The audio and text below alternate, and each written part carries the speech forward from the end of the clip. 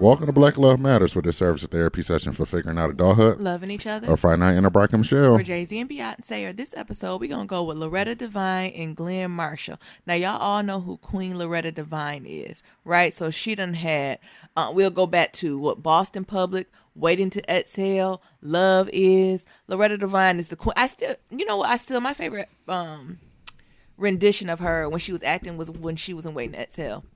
And she was talking to me, and she said, I just make a little potato salad, sweet potato pie, ham, hot hog, moss, collard greens, peach cobbler, a little homemade. And he's like, oh, yeah, I'll take that. But she's queen, right? Now, Loretta Devine, she was previously married. She had it in 1973 and had a good old relationship with him. But you know what? Like we say in Black Love Matters, sometimes you got to let that motherfucker go.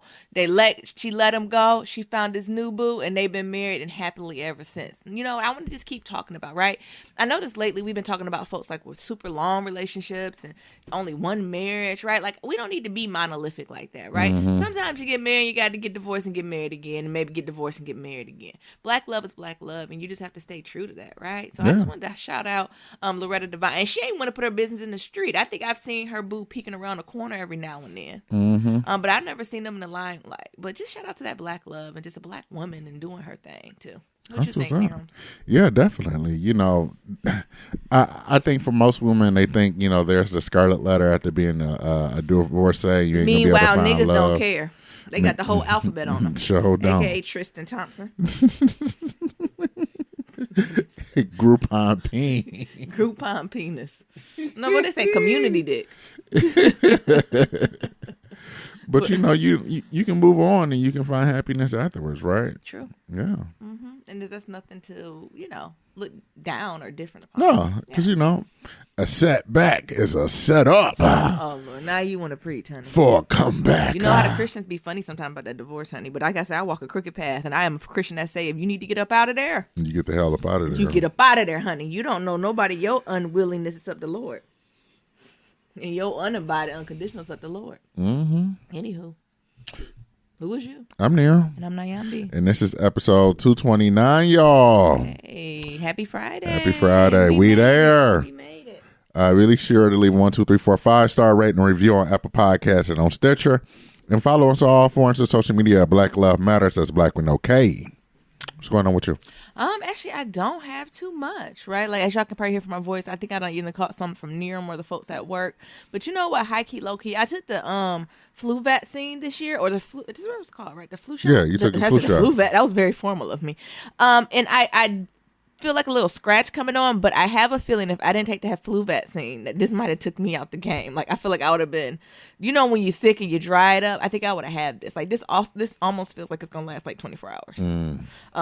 Like, I'm not achy, I'm not congested, I'm just a little tired and my throat's a little sore. Oh, okay. It's been going there for a few days, and it's been trending that way for a few days, and now it's just I'm feeling a little bit better, but I do feel a little bit tired. And navigating in that space.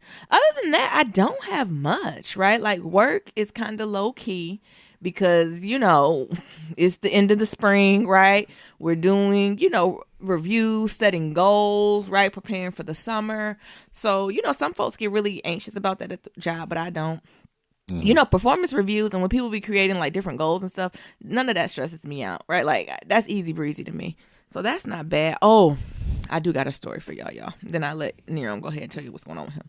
Y'all know Nyambi be nannying. I had a little nannying gig Wednesday just for like 3-4 hours right after I got out of work. I think it was a little boy. He was about 3 years old.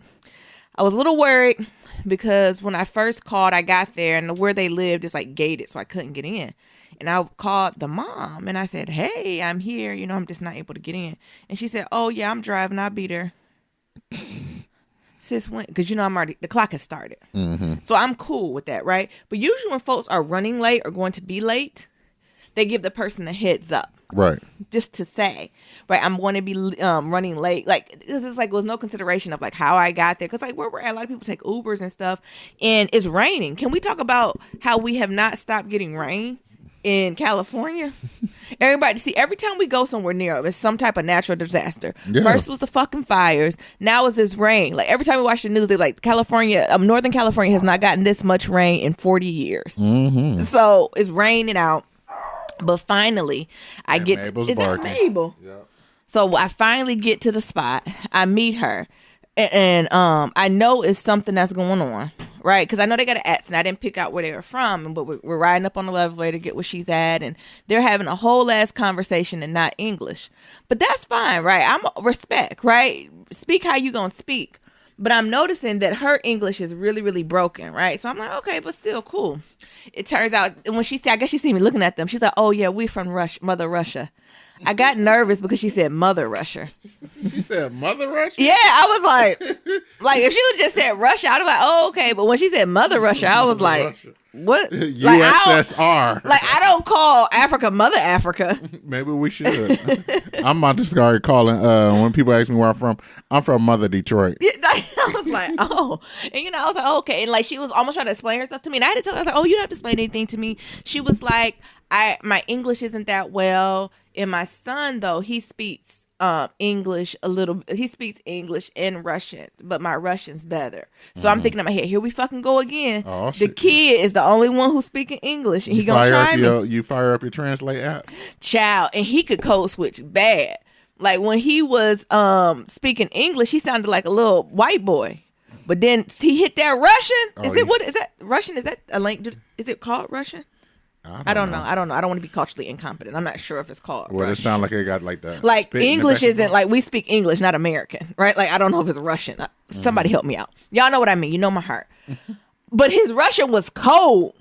It was cold when he was like. I said, "Oh shit, baby!" I'm gonna call him Christoph. All right, Christoph. And the thing is, I just never seen such a young baby talk. Like a grown ass man.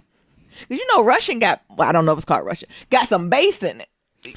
And it's a very harsh language. Yeah, that's what I said. It got bass in it. Because some people said, I said, ooh, I don't know. I think you was talking back. Because that's the thing. It's so harsh that people be like, I love you, but it sounds like they arguing about the fight. Yeah, that's what I said. It sounded like the baby and the mama was going back and forth. So I'm like, okay, let me get my Google Translate out. I'm ready to go.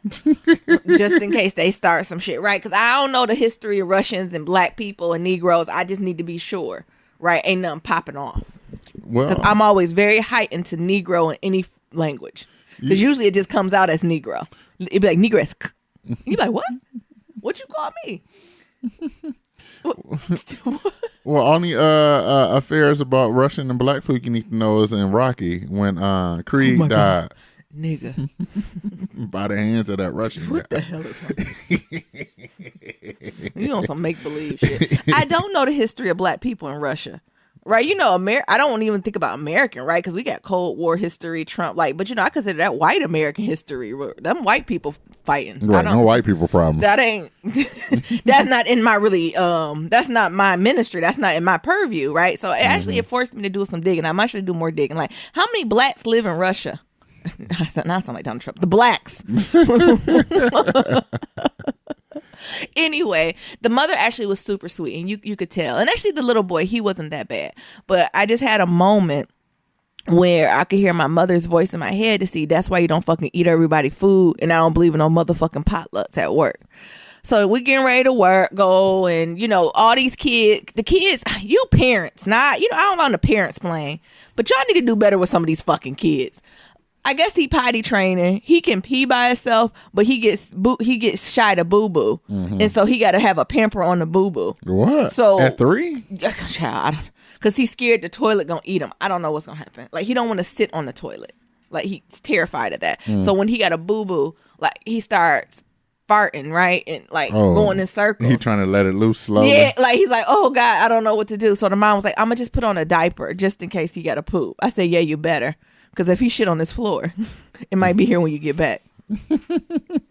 And then, but this is the part where I'm talking about you don't eat everybody's kitchen. She was like, oh, but sometimes you have trouble. Like she was trying to translate for me. I was like, okay, sometimes you get constipated. Like kids get constipated, right? Because they're not drinking enough water or too much fiber. Like that's not, I get that. You know what this motherfucker did? What's she done? She walked her ass to the kitchen, went to the olive oil container, tipped the olive oil container, then went directly to his drawers and put some olive oil using her index finger and middle finger and sticked it in the cracker's ass, and she just proceeded to walk out the door like Shane did that. What? I said, oh, there's some nasty shit in here. What? What the fuck was that? You know I was done.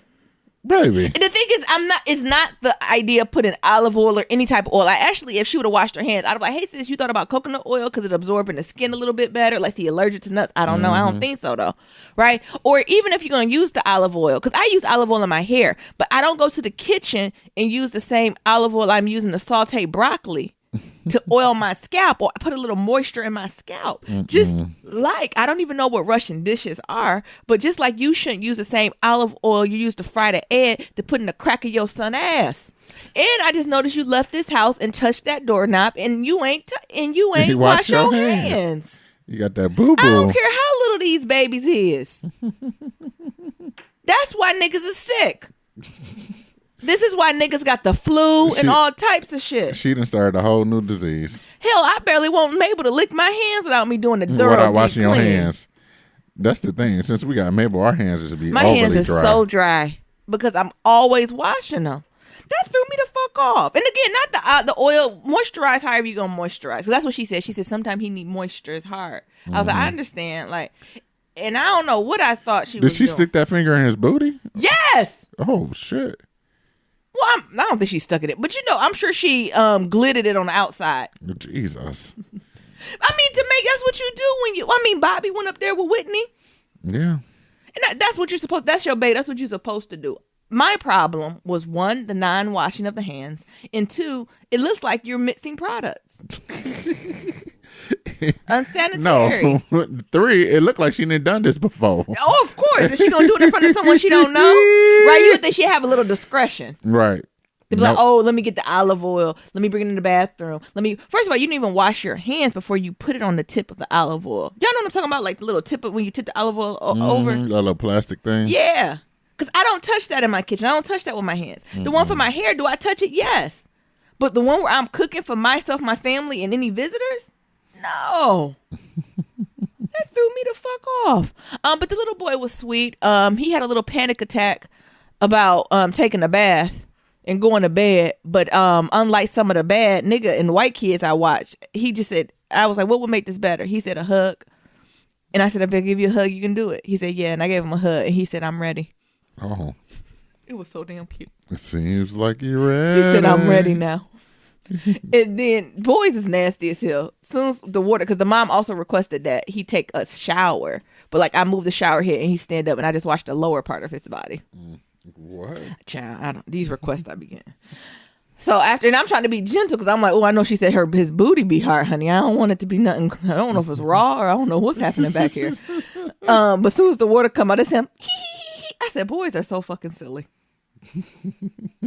I said, stop touching. Couldn't put on his nighttime pamper. Touch, touch, touch, touch. So funny. Well, he was sweet, but that mama. And then when I'm leaving for the night, she said, oh, he sleep? I said, didn't you say you want him to sleep at 8:30? She said, oh, thank you, thank you. He said, did he poop? I was like, yes. He said, he must really trust you. He said, some of the other babysitters, he don't do bowel movements and his stomach hurt. He hold it so much, his stomach hurts. Oh, he shut it down like Nia. I said, oh, is that physically possible? Yes. Oh, for me, it's not. Yes. And that's why I guess she was worried, like, is he okay? Is he up? Like, and I was like, no, he pooped like a grown man. He went to bed. I had all types of stomach issues growing up and going to high school at a DPS. And you had to boo-boo and you couldn't go nowhere. It wasn't like that one unisex or private. No. It wasn't unisex. It was like usually the handicap bathroom. No, we didn't have a handicap bathroom. Why did we call it that? That's very harsh language. Because I'm trying like, what was it called? It was literally called that on top of the door, wasn't it? Y'all know we used to call the maybe like the students with disabilities in my K through 12. They used to call them pohides. Ain't that awful? What the hell is a pohide? I think it stood for something. Oh. I think it's like physically, like or mentally like. But I'm saying this out loud because this literally is on the wall, and this is what teachers and children called them. Because if my child was in one of the special need class, and I came to that school and I heard somebody call him pohide, I don't even know if that's a derogatory. I don't know what it was, but it feels like it, doesn't it? And literally this was when I went to the white school. So what? 7th grade through high school, they was like, oh, that's the pohide classroom. What the fuck? What the hell is a pohide, baby? I think it stood for something. How you spell it? That's that shit. No, I'm also thinking about when our listeners be sending them letters about schools. That's why you got to stay on their asses. I think as a parent now, if I seen that shit, I'm not about to have my child going around sounding like Donald Trump. Think of a more culturally competent word to say. What? You know? That's that. I don't know. I don't think it was like a derogatory term like mainstream. I really think it was the abbreviation of whatever that like the classroom area was. But it just came off real. Something about it ain't connect. Because as I get older, it's even, you know what? I'll show you in my yearbook because it's in my yearhood book, shit. And it said, and it be and they standing in front of the sign that say it. That say Poha. Oh my God. Jesus. If you could go back, and I could be an activist, I'd be like, this is wrong. But all that being said, did you have a bathroom that was, well, you had to, it was a public school. Them bathrooms was that was accessible. Well, yeah, the majority of them, but it needs to be at least one on every floor that's accessible to folks with disabilities. No. Like able to get a wheelchair, a lift, or more than one person in there to help. No. DPS is that deep in not, what's it called? Regulations? Yes. What the ADA? I'm gonna send a secret message to the ADA. Hell, and be like, go check out DPS, honey, because they doing some shit. I don't even think we had an elevator. You had to have an elevator. No. Even if it was like a service elevator. Maybe. You had to have an elevator. Like you have to be ADA compliant to get funding from the state. And you know what? There was an elevator. It was by the ROTC. Like you might not have been able to use it, but they need to have it in there. Mm-hmm. But that was my babysitting. That's Nyambi Nanny. Well, y'all, she stuck her hand in that. Again, I'm still rocking. Okay, he get a little constipated, he get a little raw, right? Because you don't want him to bleed or anything. Or if you bleed, you want to make it easy when it come out. You don't want no anal fissures. Yeah, yeah. So I get it. Even the olive oil I get. But the one that's on your countertops is. Oh, and his dinner was so bland. She literally told me to put oatmeal, 1/4 of a cup of oatmeal, cover it with water, and sprinkle flat seeds on top and put it in the microwave for a minute. Oh. I said, God damn it, that's what he eats. Yeah, that's what Mother Russia. That's gruel. I said, y'all put no honey on this? No. Or, well, maybe, that folks don't want added sugar. No blueberries? Nothing. Could I put a strawberry on here for him? No seasoning, no nothing. Or at least a nut that's sweet. Like, I know flaxseed really don't got no. Flaxseed make things jelly. Like, can we at least put an almond or a cashew? No, he gonna eat peanut? this. That's how they be strong in Mother Russia, by eating that gruel. She threw me. I think she was trying to be formal, but when she said Mother Russia, I had a pause. I said, "Oh," well, I was like, "I'm gonna go check out a couple things in here, and if I'm uncomfortable in this house, I got to get the fuck on." I've just never heard anyone introduce their country that way. But maybe that's a traditional greeting. Like I said, I don't know much about Russia because Russian black people. I know there's a history. I'm just not familiar with it. Nero? I'm from Mother Detroit. She said it cold too. That Russian accent, again, I don't know if it's called. It's probably not Russian. I don't know what the language is, but they cold with it, honey. It's cold. Mm-hmm. You know cold. Me. I'm just trying to live my best life. Literally, I guess it's cold in Russia too. It is. No, it's literally cold. It's cold in the R. Because when they started going back to talking forth, and when she said, and she snapped her hands, I said, "Ooh." That Mother Russia. Everybody trained like Creed Mama and Creed Daddy. Come on. What was her name? Bridget Nielsen? Yeah. Oh, my God. I think she's gorgeous. I really, I'm not talking about her Flavor of Love days, but Bridget Nielsen, yes, she is a bop. Anywho, go ahead, Nero. I'm sorry. Well, I'm just trying to live my best life. Mm-hmm. I got, I don't even know if I should even mention it on here. Probably not. Or what do you mean? Never mind that. Just say you got something good. I don't even know if this is. I know it. I got something good coming. Okay. I got change. Oh shit, Mabel, not my lip. Mabel trying to get him. Yeah, I got some good news coming. And I'm pretty excited about it. Yeah. And so just working on that. Same shit, different day. Still looking for jobs. Mabel still acting all crazy and shit. What Mabel do?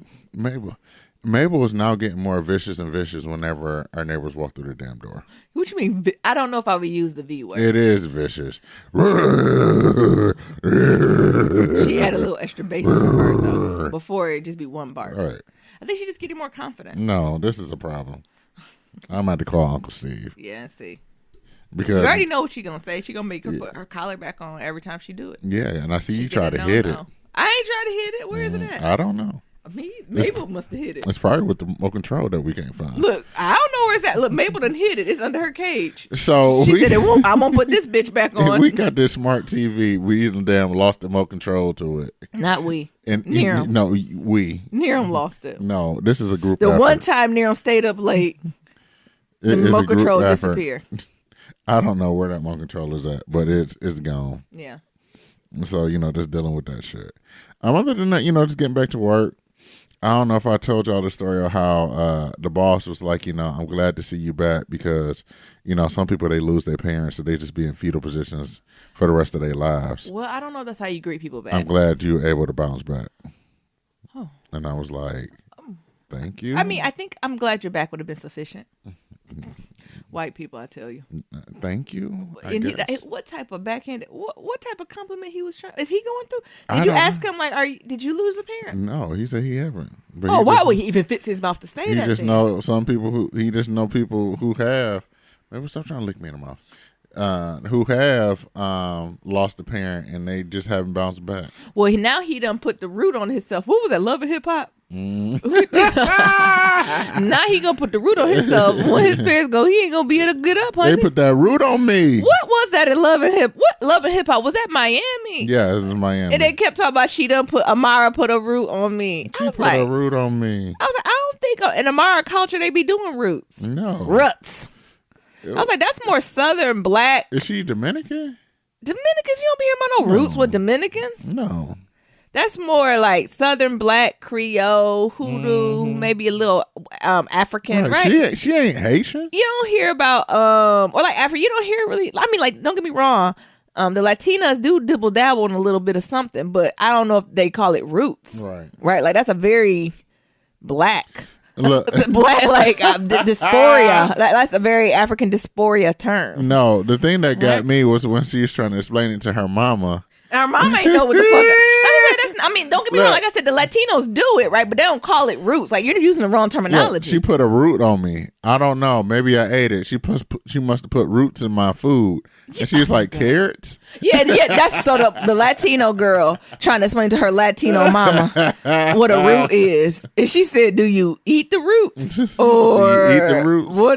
Is it growing from you? Right. Roots? Your hair? Right. And then her old silly ass who thinks she got the root talking about, I ate it. I want to like, sis, I don't know how that's even how you get a root, honey. No, honey, I thought they just blow air in your face. You got the root and leave a chicken bone and you step over that bitch and you fucked.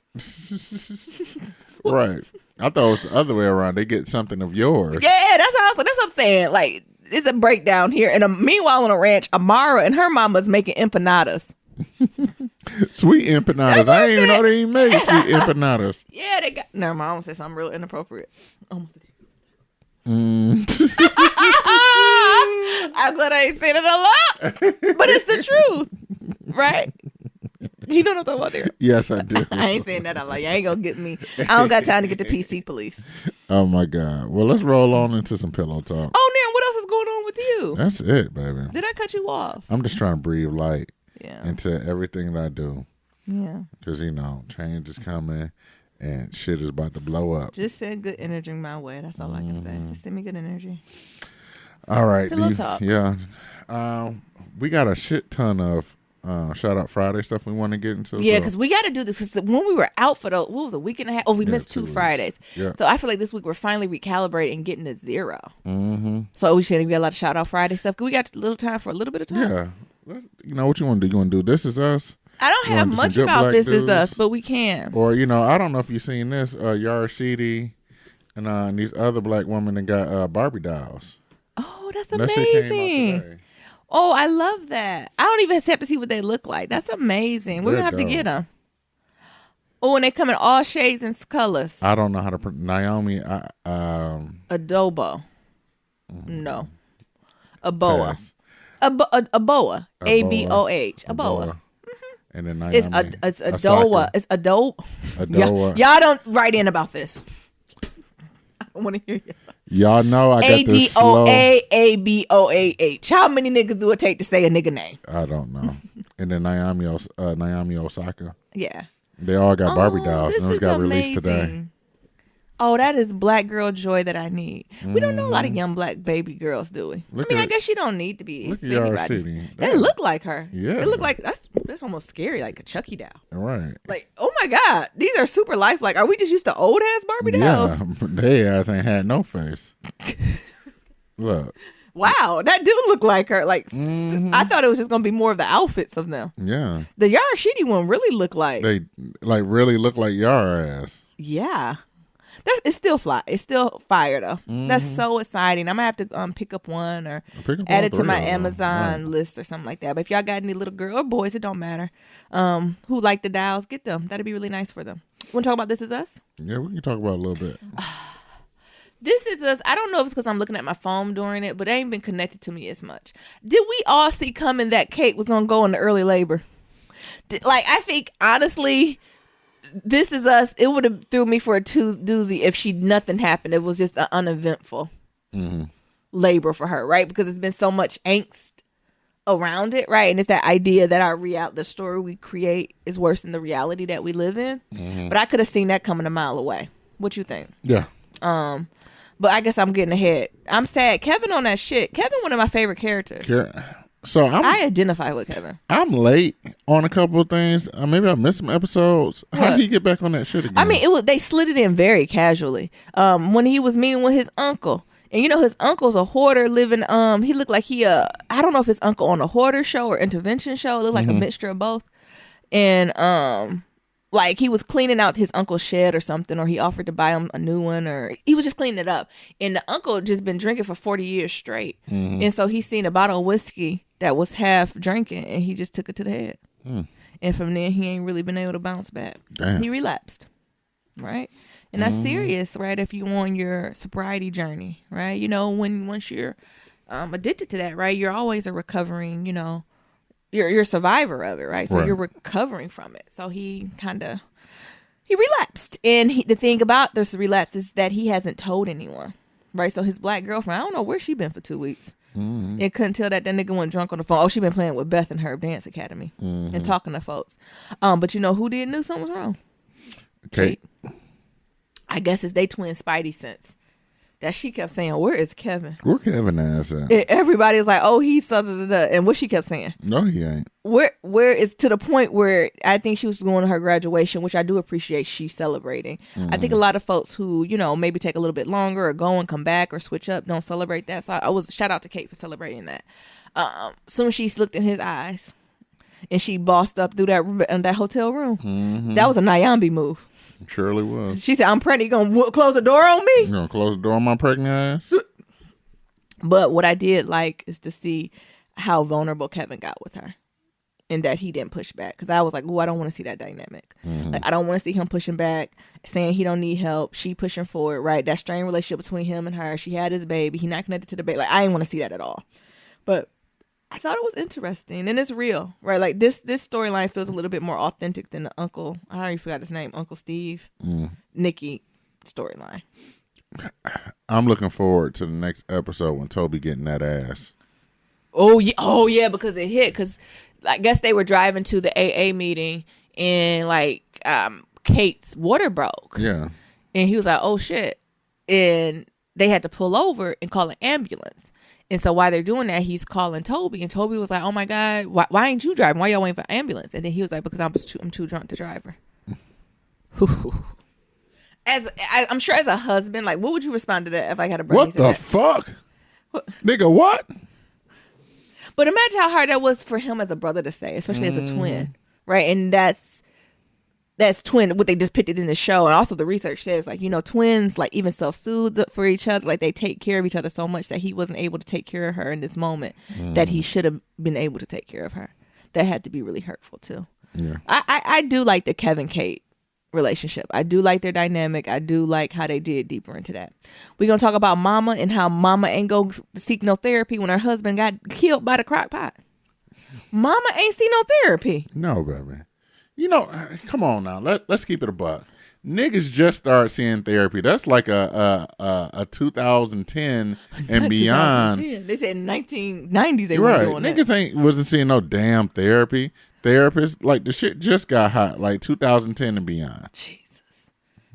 So that's what connected to me. I'm like, oh shit, yeah, she got these 3 kids in high school, like not even just in high school, at very intricate part of their life. Right, about to go off, got to figure that out. She's still a young woman herself. Like all these stuff's at play, and I was like, yeah, she would be ticky ticky boom boom, right? Even how she was talking a little bit too fluid to me for Randall, when she's like, I can't get out the bed.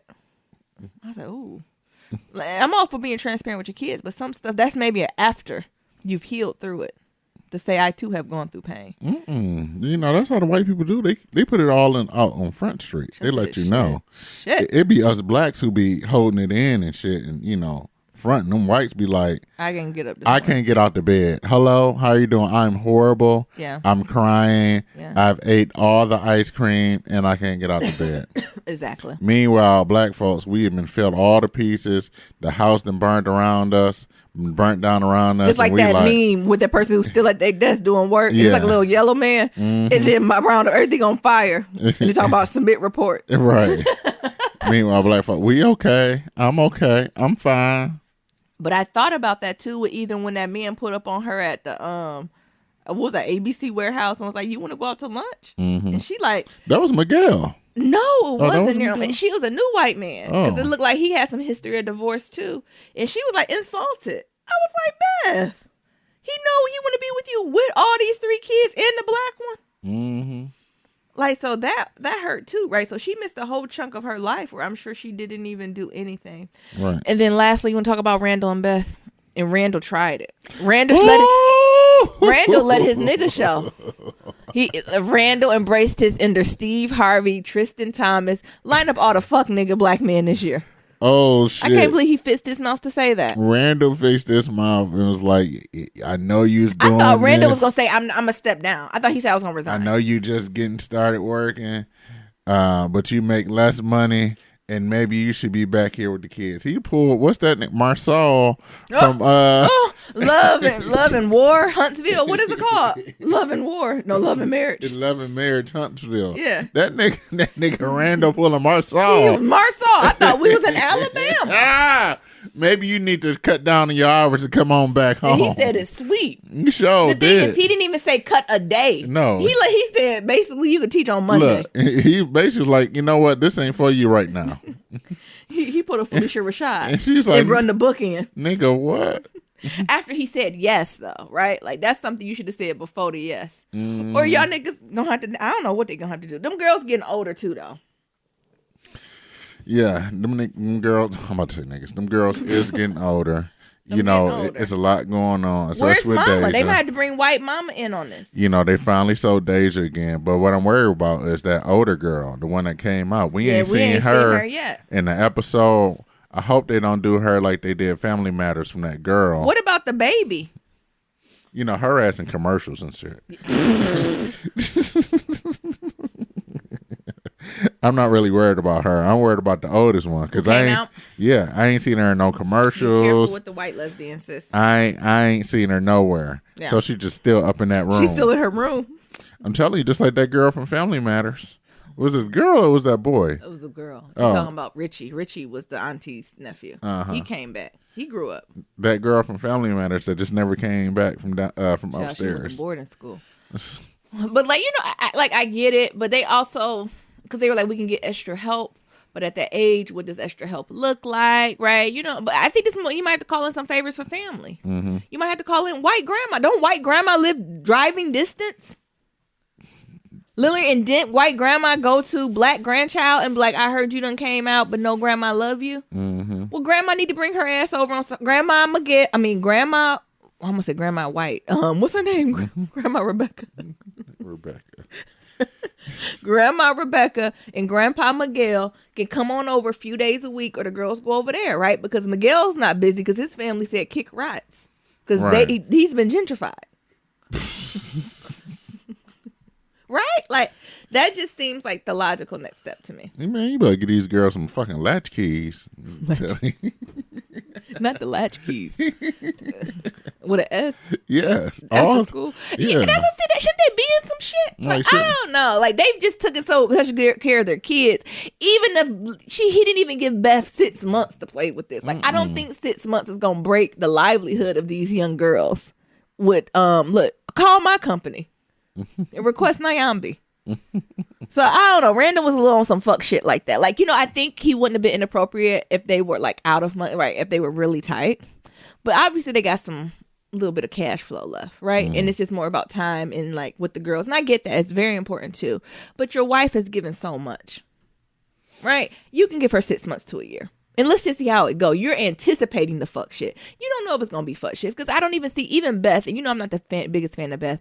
I don't see Beth just letting her family go to shit. Right? Yeah, it's going to be some pizza Sundays, Monday, Tuesdays, and Wednesdays, and some dishes, right? And maybe some disappointments, yeah. But to shit, no. Builds characters, built resilience. These girls, they'll figure it out. Yeah. Maybe we just come because we come from working families. Yeah. Where it's just like, child, this is what you got to do. Right. I done had a house key since first grade. Yeah. Don't you let nobody in, and don't let nobody in who ain't did the knock. Deja really can hold the house down. Right. Deja ass old enough. Her ass about to get double promoted and shit. Oh my goodness. We ain't gonna talk about Deja and how the stupid white teacher gonna publish a story about her living in her Pontiac with her mom. Then the racist white kids gonna call her Pontiac now. How that teacher ain't think that through? You supportive Deja not want to be double promoted because she like a routine? No, me either. No. Guess what? We'll get I said, well, you're gonna finish out this year strong. Guess what? You'll find another routine. I don't think so. I think it's our upbringing too. Yeah. But Deja and Beth, my favorite women, my favorite black women. They are your favorite. In television. Yeah. But Randall fucking tried it, and often I don't say he tried it, but he tried it with a capital fucking T. And he said it like he gaslit her. He gaslit it. Because he was holding her and she happy. She coming in doing little, what's it called? Pliés. No, that's a drink. That's water, what you're talking about. Pliés is a dance or a move in ballet. In her Lululemons and shit. I'm going to let that one slide. And Randall said, guess what? He pulled a Joe Jackson. Right. Guess what? Your ass going to be back here in this house. Oh my God. You need to tend to these fucking kids. Yeah, what the 1950 is this? Your schedule too late. I need you back in this house by 6 p.m.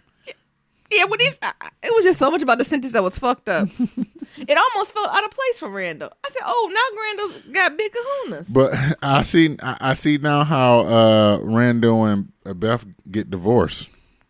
Who said they get it? Because remember, or separated? Maybe you think they're gonna go through a separation? No. I think the white creators was like, we know in the African American community, like there's enough around like divorce, breaking up like the black family. That's not something we're interested in doing. You think that white man lied to us? Yes, because remember they ain't did no flash forward in a while. Yeah, but remember, like Beth and Randall was looking very sus at each other. Were they? Yeah. I think it was just the way they were talking. Like Randall was like, "Did you talk to your mother?" And it's like, well, why didn't you talk to your wife? Right. Like that's some shit. Like my daddy had said to me when he had picked me up. Like, you talk to your mama. Yeah. You ain't never. Did you talk to your baby mama? Well, you better call your mama. You know how she be. Everybody can't be Jada and Cherie. No, they can't. Stay tuned. Lastly, I know y'all want us to do this. I'm only gonna give this 90 seconds. I don't know. Gayle King. Wow. Gayle King, if we ever thought she was not a consummate professional, I don't even know if I said that word right. Mm-hmm. She checked all of us a few days ago. That's all I gotta say. Well, the thing is, there's more. What? Yes. So they done broke this interview up because today we all listen to this. Gayle also interviewed like two of the girls, like Joycelyn and the other girl. Who is the PR team? And they and I seen the previews, like, they lying. My parents just want money. Honestly, I believe a little bit of everything now. But we're not going to dance around the fact that nasty nigga was messing with underage girls. We're not dancing around that. We're not getting around that. Mm-mm. Even if y'all grown now and you like playing sister wife, fine. We're not dancing around the fact that he was fucking with underage women. Period, point blank. I don't know why niggas is trying to make that okay. Fine, if you 48 now and you want to be with him, cool. But we're not going to ignore that that's what he did. And we can keep dancing around all the other shit, but that is what we're fucking talking about. I don't even care about the parents and fine. That is he did that. No one forced him to do that, right? Because I think the parents are a little crazy. I think the girls I think the whole bunch is not wrapped tight as they can be. Mm-hmm. But what you're not going to do is distract me from him messing with these little girls. And that's no fault but his. Period. That is the core of the story. Now, is there other little crazy stuff going on? Yes. And we can get to that. But no, no. Is that too black and white now? No. To some, maybe yes. But, shit. You know. You tell me y'all trying to kill me. Nigga, you did this for almost 40, 30 years. You tried to kill yourself. Yeah, the thing is like, people times are coming, right? Yeah. Black, white, they coming for all their asses. Yep. You done somebody wrong, it was kids or sexual misconduct in the last 25 years. Sure. You better send your penance because they gonna come for you. Come on. But I don't know. Like, it just didn't seem like a smart move from his legal team. Unless they're going to claim some type of mental distress. Because that did prove that. But I will say, he's still wrong. He needs to go to jail. He has to face his time. But I felt a little hurt for him when Gail was like, you've been abused. Do you think that has to do anything to do with you? And he was like, no. And then she was like, really? And he was like, well, maybe a little bit. I was like, Jesus, he just a hurt little whatever happened when he like, do you know what I'm saying? It's just like, Jesus, fuck. Sorry, you still gonna have to do some jail time. But once that's done, or as you're going through the process, I so sincerely hope, as you're doing your jail time, paying your debt to society, I really hope that the judge also calls for you to be healed too. Right? If that's through therapy, is it somehow? I don't know. I don't even know where to begin with that. But yes, you can tell.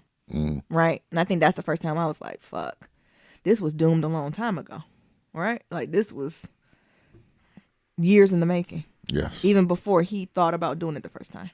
And that's sad. And that's what made me have empathy for him. That's the only second, though.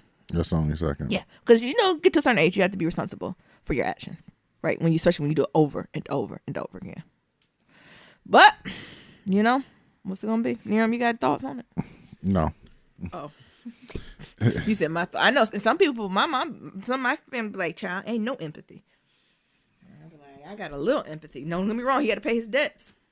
But you can tell something ain't all there. The elevator is something not connected, honey. It's something that is not connected. Or something broken. Like Iyanla said, it's something broken in there. It's something broken. It's something broken, but that doesn't excuse his actions. Right? All righty. Niram said he don't want to play this game. It's draining, right? And the way our justice system's set up, there's no way to serve both purposes at once. No. That's the sad part. There's no way to serve both purposes, right? Yep. He is wrong and he needs help. He needs help at the same time. Yeah. Right? And is he going to get both? No. I doubt it. No, it's not. Like, his best bet is they're going to do whatever they're going to do. And hopefully once that's done, right, that debt's paid, then hopefully the people around him, I doubt that though, because they seem trash. Yeah. And then help him heal through not only the stuff he did, what happened to him, but I'm sure his time or whatever that sentence is going to be is going to do a huge toll on him too. Right? So, yeah, I don't know. I wish there could be a dual path, but it's not. That's not how the criminal system works. I know it's not. I know. So. Well, do we have a happy story, or are we going right into? Sorry about that. No, I just seen this quick story. The Olympic swimmer Simone Manuel is now helping black folks at the LeBron James I Promise School swim. What? So she was the fucking Olympic. She was the first black woman Olympic medalist in swimming, in single swimming. And now she going to schools and helping little kids swim. How about that? I love it. That's a win. We were actually watching something near him on Netflix that was talking. It was called Losers. Yes. Wasn't it so interesting? Who was that black girl that was on there? Oh, the Sura, the ice the ice skater lady. Ice skater. Yes. The series in itself was a dope series. So it pretty much just followed like pretty much like losers, right? And and the whole premise is that like even though they have performed at their highest level and they have lost, they still had like some type of greatness that come from it, and it pretty much just showed that like you're not always what you are, and sometimes you got to have that loss in order to like have this greatness. So when one of the stories, because we looked at both of the black people's first, so one of them was this boxer who didn't want to become a boxer, but his dad forced his ass to become a boxer anyway. He ended up going pro. Somehow gets knocked out on in the first round, his first professional fight. Goes through all that sad depression and shit, right? And then end up winning the championship from a dude that wasn't even supposed to like fight him, right? And then after he won the championship, the next fight he got knocked out again. And it went from there to show like what he's doing now. Because the thing is, he never wanted to box from the jump, so he was like kind of happy that it happened, so he can finally like move on to his other parts in life. And then the other one was the ice skater, the black ice skater. I can't think of her name, but she was during that time with Nancy Kerrigan and my girl. Yeah. So what's her name? White girl from the trailer. Ooh, that's my girl. You can keep going there. Ooh, that's my girl though. Ooh, she hit that bitch in that knee. Ooh, that trailer part slipped out. All I remember, why? So, Tanya Harding. It ain't funny. She shouldn't have did that. That is some low down gutter snipe. What y'all say? That's some gutter snipe behavior. Them like the hood girls in the street. She wouldn't got a bat. Ma'am, you are an Olympic skater. You don't go hit people with bats. Why? It was like she was dying. I'm sure it hurt, right? Mentally, physically, and emotionally. I don't want to laugh at that girl's pain. Go ahead, girl. Why? Come on. So the skater was like this black girl that was also during that time, right? I didn't even know about her. Didn't even know about her. Her ass was doing front flips and shit. From Paris, adopted by white parents. Yeah. Doing front flips and shit. Flips. Have you ever seen a nigga flip on ice skates? No. Never. And like, they was talking about how, she was like one of the best skaters out there and never won a fucking gold medal. Yeah. And like, just because that she wasn't fitting like this whole ballerina on ice persona. I didn't even know that persona stick with me either. Skating. But I'm pretty sure. Elsa. Yeah, I'm pretty sure. I can guess it. Yeah, I believe it. She ain't had to tell me twice. Mm-hmm. As soon as she said it, I said, "Oh yeah." They said her outfits was ghetto, just like they told Tanya. Mm-hmm. She Why said, keep going back to Tanya? They said that she her shook hair, she shook her ass too much. her booty, her outfits, she wasn't elegant.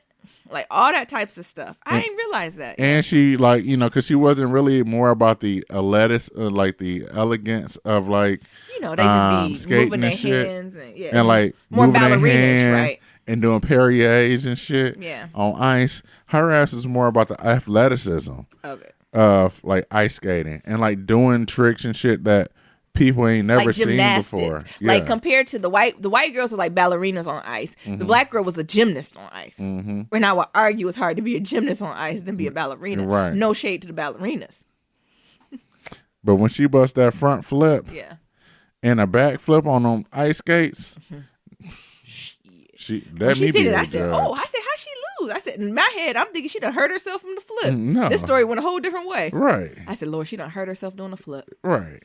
And she even hurt herself. Never hurt her. She made every flip. It was just the whites.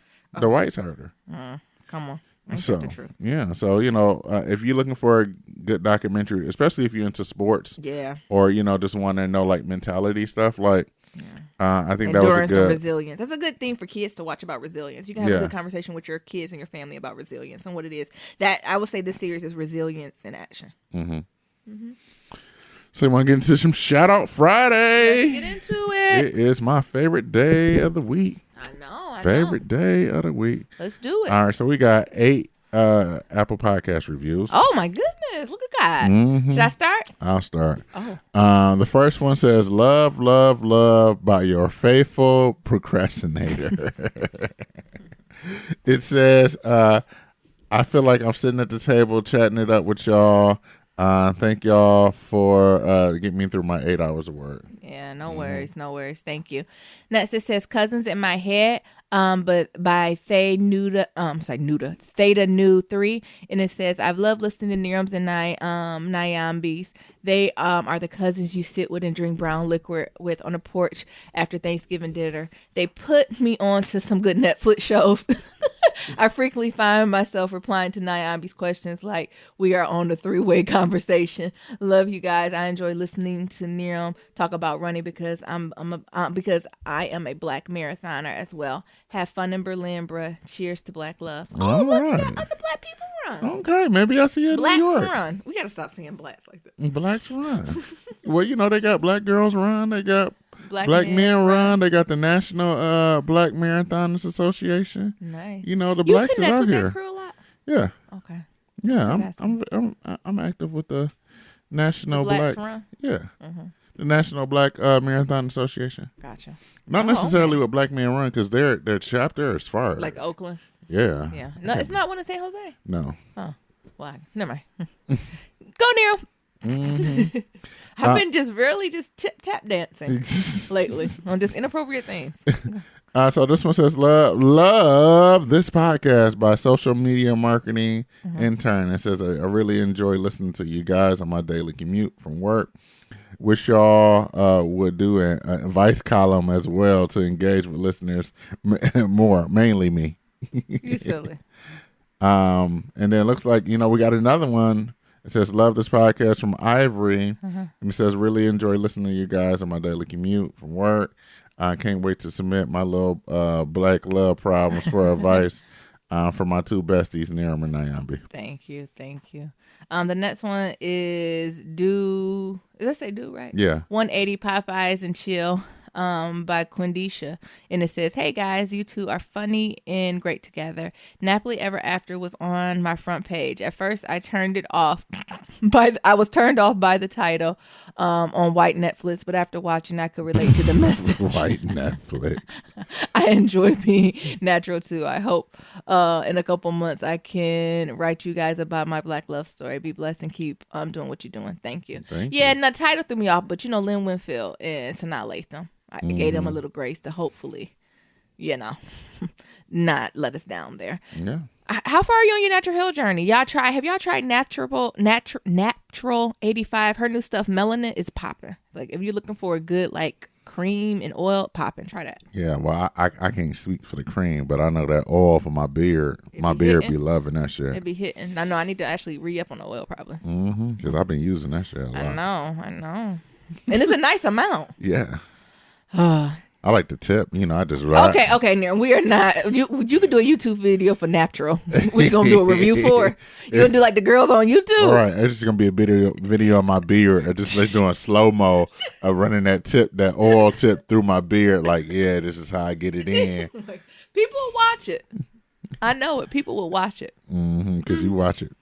Bye. Come on. What's the next one? We got one that says y'all are hilarious by Do It Don. She says, hello Niram, Nyambi, and Mabel. I'm proud. I'm a proud black woman and commercial electrical. Okay. I love listening to the podcast and from hearing y'all debate to giving excellent advice and it's funny stories. I have been listening for months now, and I still remember the story about the Asian kid asking if he should like Nyambi. Oh my God. Oh, should I like you? Yes. Fuck not. My turn? Yeah, you got emails. So next one is from Savannah. The subject is this is too mother much. It says, Dear Niram and Nyambi, first of all, good morning. My name is Savannah. Why everybody? They know we're not good with names and pronunciations.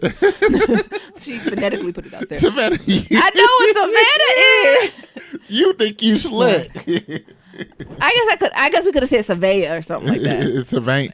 Savannah. It's Savannah. That's what we I have been listening to your podcast since January.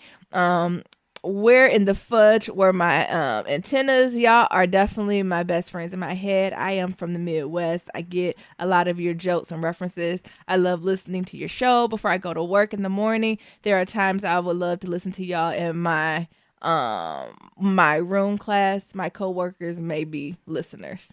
Oh, wait, did I read that right? Yeah, in my room class, my coworkers may be listeners, but I don't want those problems. You don't do that. Don't put my be cussing too much. There was an episode that had me choke a few weeks ago regarding Nyambi's Black Chucky incident. That child from hell that almost launched the iPad at her almost took me out. Meanwhile, I work with grown, air quote, monsters on a regular basis. On this particular day, a fetus tried me. All I could think of was the 3 to 6. What is 3-6 Mafia. 3-6 Mafia because of Nero. When I tell you, I got in my car, turned it up, and peeled all the way out in the parking lot. I felt all of it. I don't take birth control pills, but I would have overdosed on them that day. You really had me in tears laughing. There's so much to discuss. Let me use bullets. Dear, was you pulling up the 3-6 Mafia? This old bitch ass nigga. Old. What song was that? Sipping on scissor. I don't even remember how it went. Sipping on scissor. Anyway, it says she got bullet points. So it says teaching brown children is hard as fuck. I miss my knees grown. Come on, exactly. Brown children love to say the N word.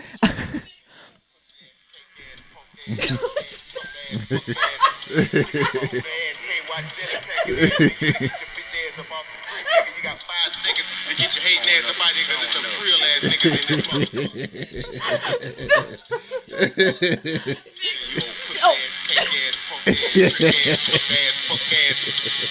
Come on, I gotta get to this. She said she missed her Negro. She said brown children love to use the N word. They do. I love to dress up as a Black Panther. I have worn my beret and Black Panther shirt with the combat boots. Try your mammy. Well, that's a good one. I need that outfit. I need to get me a beret. I got combat boots. Oh, that's a good outfit. I think I'm gonna do. Brown children called me and your mama. What? I had to educate them on who Mammy was in what it was to us Black people. The fuck she thought that was. How dare. Sometimes it's difficult being the woke hotep as an all Black educator and being the minority. You truly have to watch what you say, yet you suffer from what isn't said. However, I'm not anyone's Negro. I have a mouth on me. I do correct them, but then I get reprimanded. Yeah, you can't talk like that to them. You have to take a softer approach. Nobody was soft with me. It's not rude, but I'm direct. No, you're right. It is hard. Like, you have to know your audience. It says, conflicted with promoting my kids to go to college to only end up with debt because of our previous generation bright ideas to capitalize the hell out of us bettering ourselves. I encourage college, but I also encourage trade, community, and straight to work. College isn't for everyone. I'll be damned if you waste your money knowing you don't even know what you want to be and what makes you happy. I agree. I say that all the time. Y'all know I love education and I'm touched by white hands, but it's honestly not for everybody, and you just have to be real with that. Yeah. Next, it says TV. Nyambi, it hurts me so much that you don't like Beth. I don't know if I don't like her, but I feel like me and Beth might be frenemies. So I feel like we might have been friends in college because we're the only Black girls. Mm-hmm. And we'll have moments of connectedness, but we'll have moments where she would piss me off. But I still have to have your back because that's the type of cloth I'm cut from. Like, I feel like that's how me and Beth would be. Like, I feel like I tell Beth things like, bitch, I am sick of hearing about you and Randall. Is you gonna marry this nigga or not? I am, Nyambi. Well, shut up. Your mama loved you. Anyway, I love her. I feel like she is overlooked and overshadowed by her husband. Is that not how Black women are in society or even marriage? Not all the time, but our voices have been silenced or I can't. What does that say there? Oh, near I'm not even following along. Oh, just brought down for men to be heard. Her story made me cry ugly tears at that point. My lips swell. It's not was running. Well, you know Felicia Rashad can play a mama, a Black mama, and she would play an unwavering Black mama. Mm-hmm. So the acting, Beth and Felicia, oh yeah, unmatched. I almost used my dog to wipe my face before I realized I felt her fur. I don't use that on Mabel. I don't want to. I don't have any. So I don't have any on my glasses. Beth is so much more than a wife and a mother. We deserve her story. She's my favorite. I can't stand Kate. Hell, I'm slim thick, damn stomach, and I'm going through a messy divorce. We are almost there. Anyways, I'm so sick of her storyline. My weight this, my weight that. Everything is careful this, careful that. Hell, just live. Toby is better than me. I would have left her ass, period, with a T. The negative energy is toxic and will have you losing her mind. Yeah, Kate can be a little needy. Little. Her has to be a lot of needy. Like, even when she like my water break, I was like, a fucking course, Kate. We're going to get you to this meeting. Oh, my God. My water broke.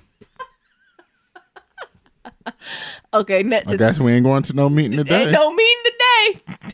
Huntsville, love and marriage. Sis, if Melody has moved back into the house, why in the hell is she still bringing it back up? Storyline. I understand. However, you have to forgive and move on. You don't grow from being bringing the shit back up. I'm a tourist and I'm slightly approved this message. I'm working on it. They need counseling. Yeah, Melody. What's her man name? I don't know. Like, I'm hoping Martell, I think. Yeah, all them names sound similar. They all got M names. Like, that's true.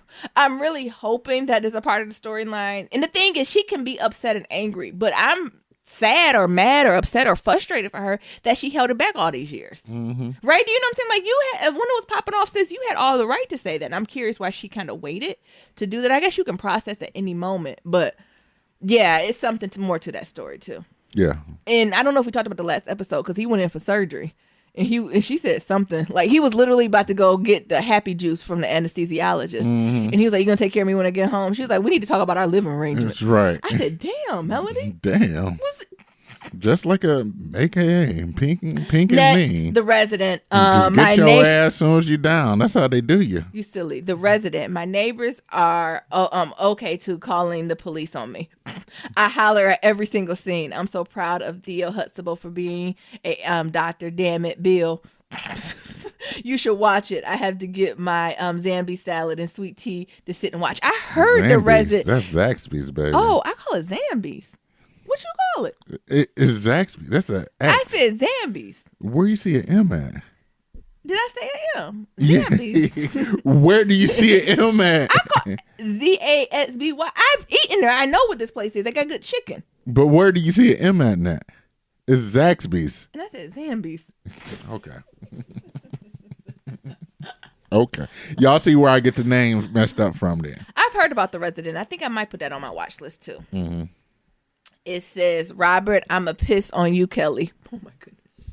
It says, nigga, shut the fuck up. You did that shit. You've been ruining lives since you left high school. Damn. That's right, though. Quite frankly, his whole team needs to go to prison. The parents need counseling and parental classes. The victims are going to need a lot of counseling and separation from their parents. Their parents also turn them into victims. Yeah, like that's what I was trying to say, too. Like, it's definitely more than a story, but R. Kelly, you would not distract me with the more to the story. Nigga, you come to the front of the congregation. It is your time. Next, Jordan Woods, we thank you. Thank you for making America remember they used to make bad-ass decisions. Out of all the black people, Kris Jenner has been making bad decisions since she was married to Robert. Hell, she probably slept with his entire cohort before being chosen.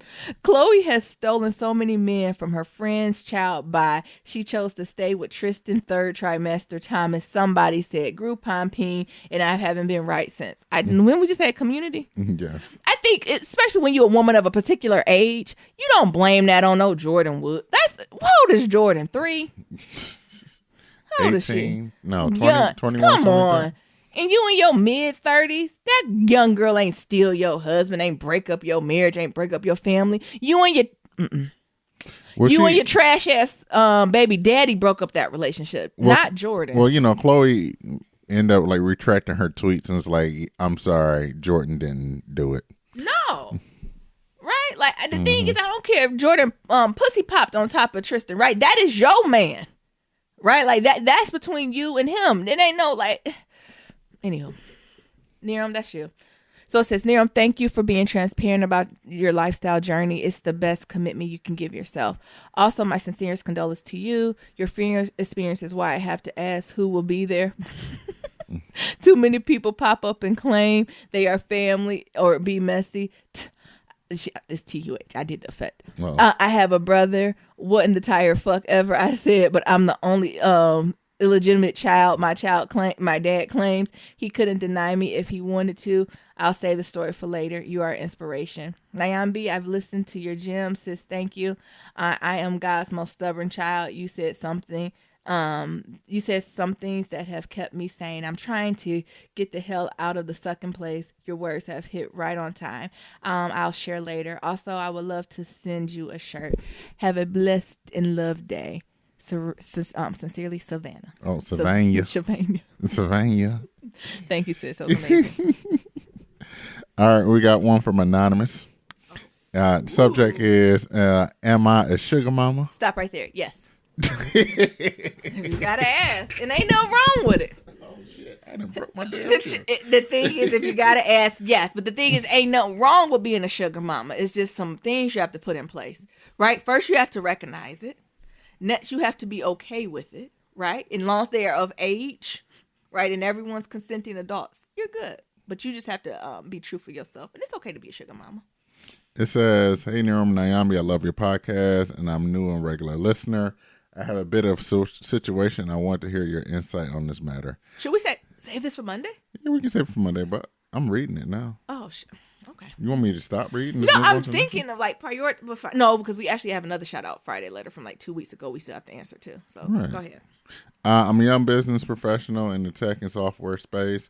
I'm a hustler by nature and always on the prowl for the next business opportunity. Met my boyfriend a couple years ago, and we have been dating for almost 2 years now. He's the most loving, sensitive, kind, and courageous person I know. He is 28, and I am 23. That's going to come back later, I'm thinking. I'll just put it out there. He makes less money than I do. How much? Like a lot. Oh, did she? That's Like a lot less. Okay. It isn't exactly temporary either. He's college educated. However, he has no valid work experience. Oh, God. He is fucking 30. Jesus. No motivation to enter the corporate workforce. Or create his own business. I've tried to introduce the idea of trying out an entry level position at a corporate in the corporate world, but he says that he can't stand the idea of sitting at a desk all day, and he would rather do a labor intensive or cook work that pays no more than $15 an hour. He has dreams to open his own food restaurant, which is great, but where's the capital or the business experience? Or cooking experience. Did he even make peanut butter and jelly sandwiches at home? Or business experience that's supposed to come from. Yeah. We don't fight about money because at our age, we're not incurring large expenses. Yeah. We live in a 1-bedroom apartment. We have no kids, 2 cars that are paid off, and he is able to provide half of the rent, utilities, phone bill, but not without living super modestly. We aren't able to do super lavish vacations, and only on our dates and vacations we have to plan pretty far in advance in order to ensure he can, 1, get off work, and 2, afford his share. I'm going to take something from the friend zone. Break up with him. Break up with him. I mean, it'll be breaking up happy relationships. Okay. It ain't happy. He's probably got a good dick. It can really be annoying for me because I want to do something, but I have read to the sentence again. Go back. It can be really annoying for me because that ain't happy. Because I'll want to do something, but have to either front the entire bill or consider that he may not be able to afford it. Most times I'll say F it and just pay for it because it's something I want to do. How can I have a conversation with him about stepping up his money without coming off across materialistic or shallow or without offending him? He noticed the large pay gap between us, and I know it bothers him sometimes. Please help. Yes, sis, you're going to have to make a choice. I think you're going to have the Save conversation. your answers to Monday. I think you'll have to make a choice. I think you can have the best conversations in the world, but what you have to really ask yourself, is he equally yoked to you? Like, I'm trying to like the old black people. Is he as ambitious as you are? If the answer is no, he always going to be playing catch up. And that's okay to be in that type of relationship, but you really have to ask yourself, what are you looking for in a partner? Right? I don't think it's no right or wrong answer, but I think you just have to be really real with yourself. And if you're okay with fronting the bill on like all the expenses, are you okay fronting the bill on vacations? Are you okay paying for the majority of things for your relationship? And some women are completely okay with that, right? Because they want the emotional support, the camaraderie, all that stuff. But that's something, Neram said we got to answer on Monday. But I think that's something that you really gonna have to unpack for yourself to figure out, because he damn near 30. He ain't gone. He ain't much changing, right? Don't get me wrong. I know niggas can grow and develop, right? 20 different than 30, 30 different with 40. But he already playing a little bit of a catch up. Monday, Neram said. Monday. So we just gonna catch up on all the just kitchen table talks on Monday, because I know we behind like 2 or 3. Yeah, we're gonna do all that on Monday. Neram, you got feelings about it? I'll save it for Monday. Oh, okay. Go ahead, read the next one. Oh, I thought it was your turn. Come on. It's your turn. All right, this say Becca. It says, "Hey, Black Love Matters family. I say family because I really feel like y'all. I know y'all. Neram, I submitted my 5-star review this morning. That's what's up. But I didn't say much because I wanted to save it for the email. So I found this podcast about a year ago when I was searching for podcasts for Black women. I never listened because life was moving too fast. I was in grad school and working full time as an active duty Navy sailor. Oh, shout out, sis. Nyambi, I love how much you support the troops, girl. It's true, honey. Like that. That's easy breezy. I'm still waiting for us to get on the November 3rd or 4th, and they be like, we just gonna take an extra $10 out of everybody check to just put to troops. I'm waiting to vote on that. Like, when is that coming down the pipeline? So we don't have to talk about this shit no more. Yeah. Do you know what I'm saying? Like, every year it shouldn't be all these other organizations trying to help the vet. Like, that shit should be done. Right? Take whatever your $10 extra you're gonna take from my check every week, and that's just will go to the fund. True. Anyhow, I'm sorry I get upset. After graduating with my master's of social work degree, I got a huge promotion, and now I'm an officer in the Navy. Oh, shit. This is what's the friend above? This is a huge accomplishment, especially, being a brown woman, that's huge. This is a huge accomplishment, especially because I've been told that there are only about 250 Black female officers in the Navy with over 300,000 people. Isn't that crazy? Yes. So I can relate a lot to all the things that Nyambi experiences at work. Anyway, I started listening during the holidays and I got hooked. I listened every morning on my way to work and in the evening on my way home. I be dying laughing, and I swear the other folks in traffic must think I'm crazy. I also appreciate Neram's vulnerability as he opens up about being a house husband and navigating the space of Nyambi being the current breadwinner. I live with my boyfriend of 3 years, and he quit his job. Oh, there's another broke nigga. And he... I lost my spot. Don't be trying to hold my hand.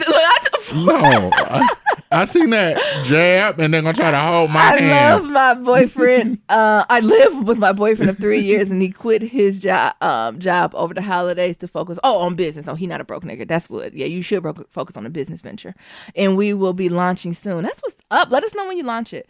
I know that the struggles of allowing me to carry the load for a while, but honestly, I got us, and we're doing great. But hearing Neram's journey helped me see things from his perspective a little more. Anyway, I could go on for days, but your girl is tired. I'm still not fully caught up on episodes, but I'm sure I will be in a week or so. Keep doing what you're doing.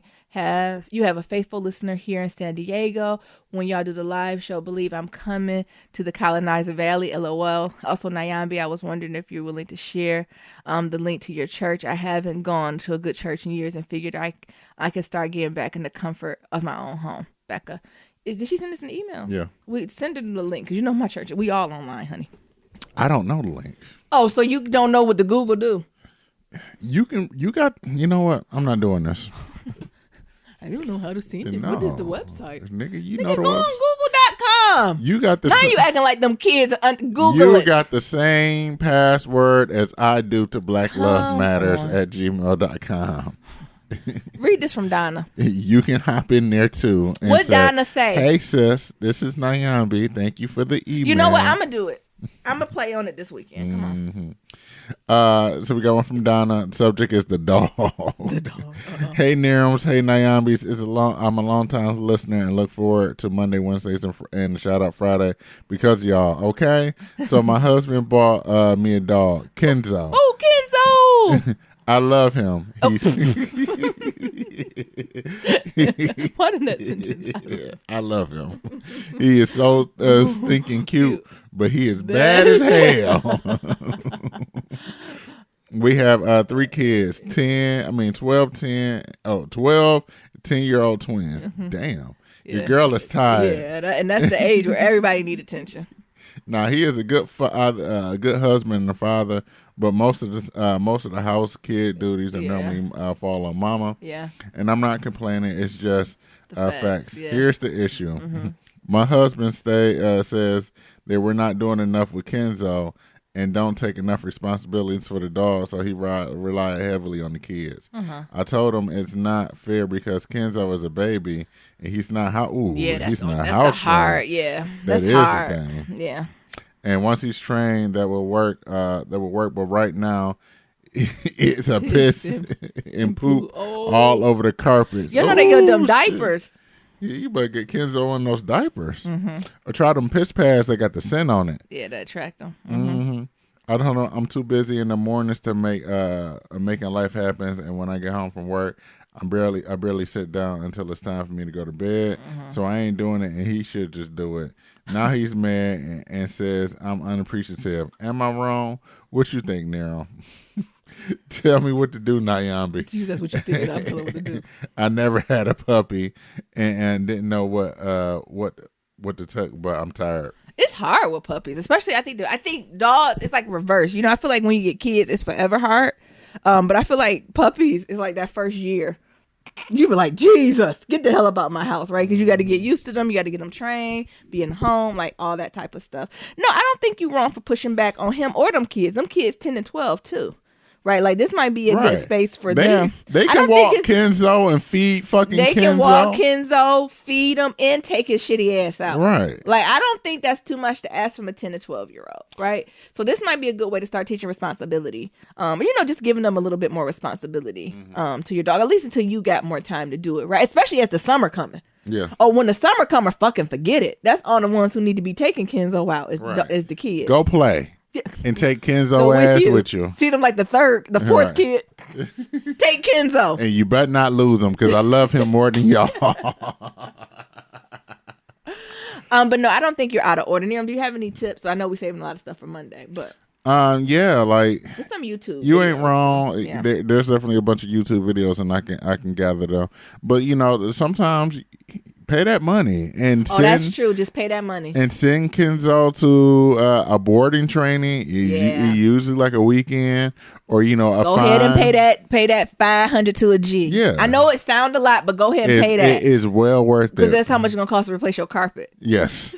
Or like, that 1 day training, because we did 1 day training with Mabel, and we also did like a 6 or 8 week training with Desi. Yeah. And I would say that 1 day training was a lot better. Yeah. It was a lot better. So and like you got all the paces out right then and there. Yeah. And we only gotta go like 5 minutes a day now with Mabel, but like stuff like that help out. Like you got to get that. How old is Kenzo? That's true. It's probably time for you to outsource that. That's true. Yeah. Instead of having a family worry about that on that, like look in your area to see if there's any trainers who will come do some a nice 1 day training or a half a day training on a weekend with you and your family. And honestly, since it's a puppy, it might be good to really pay that money and send Kenzo for like a long weekend. And when he come back, he be a new dog. Right. He just be a different dog. And you be like, what the fuck they did to the dog? You don't ask. It don't matter. It don't matter. He come back house trained and he's sitting, and when you say sit down, don't touch it, none of that shit. Yeah, that might be good. And just for the sanity of your house, right? Like, and you're just thinking about like that, I think it might be super beneficial. Yes, sir. The next one is from Red Baron. It says, keep marching History Month. The message says, it's been a long while, Nirma Nyambi. I'm doing okay, but this Black History Month has been giving me Martin Luther King vibes. So let's just get to it. KKK recruiter. I love how Red Bear, it'd be like newsletters. I love this. Like, it reminds me of like articles. I love it. Yeah. KKK recruiter Ed Buck was seen with another young black man. Child, why isn't he in jail? He has allegedly killed 2 black men. Let's not pretend. Yet on another hand, Jussie Smollett has not in the community, has abandoned him. True. We forgotten that Chicago PD and its government is corrupt. Let that sink in. Corrupt. Men who were in prison were just free based on the corruption of a cop. They are not to be trusted, and this is how the biggest and the strongest tool of slavery has been able to hold black people. Colonizers, where are we at? Colonizers doubt. Cops and DAs make witnesses appear and disappear, honey. Make deals in the interest of slandering his name and the name of many other innocent black men. So at this time, let's just wait. Next, Black History Month is also a time that we talk about HIV in the black community. From Twitter to ACT UP, New York black women to date make up to 60% of the HIV infections. Let that sink in. 62% of black women make up new infections. It's important to be aware of your sexual health. Find out about PrEP, which is a very effective preventing HIV transmission. This does not block the STI. It does not block STIs. Active STIs can weaken the effectiveness of PrEP. Education is so important, not ignorance. As a community, we need to stop putting our heads in the sand and shy away in terror when we talk about HIV and STIs. We live in times where this should not be, still should not be a thing. And these numbers are so high. And that tells, where are we at? And that tells me people are not talking. Don't feel comfortable doing so, and the numbers are reflecting this. Start talking. Stop being so closed-minded. Folks who are living with HIV are not your enemy. The only enemy are people that have their own inability to be accountable for their own lives and sexual health. That's so true. I don't know if we had an episode talking about like HIV, STI, or just a healthy relationship with your sexual health, right? And what that means. Or if we did, it's been a super long time. So that we might have to put a pin in that. Next is Gary Donovan Kimber. 26 was found hanging from a tree with his hands tied behind his back. He was heading from North Carolina to Georgia. Blackface hate crimes and domestic terrorism have been widely reported. The second 45 the domestic terrorist and the chief took office. I hate it, and I'm reporting all of this bad and negative news in this email. Yet it's what happens when a person like 45 and people who are supporting his agenda affect the people of this country. When someone thinks and approves of the madness, this is what we have. Well, let's hope this month gets better. Niram, be well in the passing of your father. You grieve for you, and let that be enough. Nyambi, get a switch off the trees. Get these kids together. You should not have to told that young boy to get a switch. And I'm not talking about Nintendo. Everybody keep brave and be strong. Red Baron. Thank you. Yeah, no, that was so beneficial, Red Baron. You're right. It was a rough Black History. It's been a rough start. Shit. You're right. Since 45, honey. Now I'm looking forward to 2020. Clear vision. Aren't we all? Now I'm looking forward to 2020. Aren't we all? Alrighty, we got another email from D Nigeria. I thought I said D Negro at first. Oh, no, I said D Nigeria. Episode 224, just more privilege nonsense. Says, happy Monday. I just want to start off by saying y'all are the bomb.com. Absolutely love this podcast and literally talk back to you guys as if you are here. I want to say congratulations to Niram on his new position. I believe episode 223, you say you have another offer or promotions. Don't quote me. Either way, do your thing and praying for much success heading your way. And Naomi, I wish you continue Black women excellence and progression in Silicon Valley. Now I have to chime in on episode 224 when you touched on that Gucci sweater nonsense. Oh my God. Oh, that black face. Gucci and other non-insensitive luxury brands. AKA trash. So here's my thing. I'm off of social media right now, But when my boyfriend brought to my attention the latest racial insensitive designs by yet another luxury brand, I was both surprised but underwhelmed. As a fashion major and appreciator of that world, it disheartens me that the industry I love so much keep getting it wrong in the areas of diversity and inclusion. You are right. In the last couple of years, has been trends of exclusion, and blatant ignorance towards minorities. See my examples below. Exactly. Alrighty. It's been pointed out that a reason for this consistent outlandish representation of cultural ignorance is because of many of these fashion houses live in a which bubble of which knowledge of the history behind these hurtful images are unknown. I was also going to say like outrage marketing. I feel like some of these fashion houses are doing this shit on purpose because truthfully, like niggas ain't really talking about them like that. True. Like on some real shit, like especially like these hype beast motherfuckers, like they ain't talking about Gucci and Prada and all them shit. You know, they on like the new wave shit, like Supreme and like the street brand and stuff. What's that brand that Anthony Anderson always wearing in Blackish, like that brand, like they on that new wave shit. Like it's really like our generation that's been on like that Gucci, Fendi, Prada, and shit like that. But you really don't see it from like the new age rappers and shit. And it's just as of lately, like it's starting to like come back around. She says, I call bullshit. I have worked with product development for private brands and understand that there's a freaking process for even getting to the design stage. To Naomi's point, what the heck is going on? What the heck is on the trend / mood board? That is the good one. They supposed to do that? Like that's what I thought. Like I'm not into it, but I thought before you just put the whole concept together, you have to like present it. Right. People have to buy into it. Yeah, so they're like, I'm thinking black lips. Yeah. I'm thinking red lips and big noses. Yeah, I'm thinking niggas. Where did they get this inspiration from? Yeah. Where did this inspiration get pulled from?